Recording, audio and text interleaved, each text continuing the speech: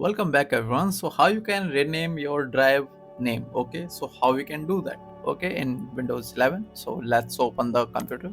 Okay, in system we can see the Explorer, File Explorer. Open the File Explorer and then click the this PC. Okay, you can see I have some drives. You can see the new volume drive here. Okay, this one. Okay, if you can see the name is new volume. Okay, so how we can change it? Okay, so simply just click on it one time here, and then you click another time.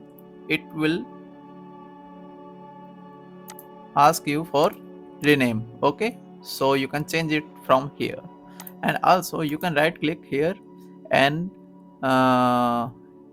is there rename. Okay, you can change from here. Okay, so I'll change the name uh shared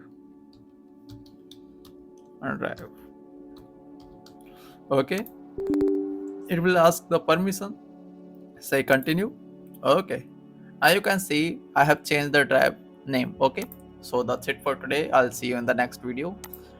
Thank you, and if you like this video, please subscribe this channel. Bye.